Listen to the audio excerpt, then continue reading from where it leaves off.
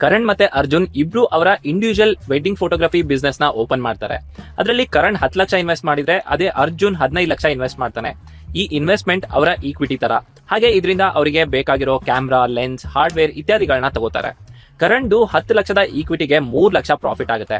ಅದೇ ಅರ್ಜುನ್ದು 15 ಲಕ್ಷದ ಈಕ್ವಿಟಿಗೆ 4 ಲಕ್ಷ ಪ್ರಾಫಿಟ್ ಆಗುತ್ತೆ. ಅದೇ ಕ್ವೆಶನ್ ಏನಂದ್ರೆ, ಇನ್ವೆಸ್ಟ್ ಮಾಡಿದ ಈಕ್ವಿಟಿ ಬೇಸಿಸ್ ಅಲ್ಲಿ ಯಾರ ರಿಟರ್ನ್ ಜಾಸ್ತಿ ಅನ್ನೋದು. 1 ನಿಮಿಷದಲ್ಲಿ ಫೈನಾನ್ಷಿಯಲ್ ಕಾನ್ಸೆಪ್ಟ್ ವಿಡಿಯೋ ಸೀರೀಸ್ ನ 9ನೇ ದಿನಕ್ಕೆ ಸ್ವಾಗತ.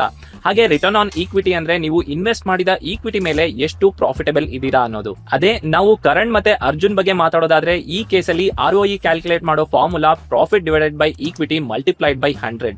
ಸೊ ಕರಣ್ದು ROE ಆಗುತ್ತೆ 30%, ಅದೇ ಅರ್ಜುನ್ದು ROE ಆಗುತ್ತೆ 26.6%. ಇದರ ಅರ್ಥ ಕರಣ್ ಜಾಸ್ತಿ ಪ್ರಾಫಿಟಬಲ್ ಇದಾನೆ ಅಂತ. ಒಂದು ಸೆಕ್ಟಾರ್ ಇಂದ ಇನ್ನೊಂದು ಸೆಕ್ಟಾರ್ಗೆ ROE ಬೇರೆ ಬೇರೆ ಆಗ್ಬೋದು. ಸೊ 2 ಕಂಪನಿದು ROE ಕಂಪೇರ್ ಮಾಡ್ತಿದ್ರೆ ಒಂದೇ ಇಂಡಸ್ಟ್ರಿಲಿ ಕಂಪೇರ್ ಮಾಡೋದು ಬೆಟರ್.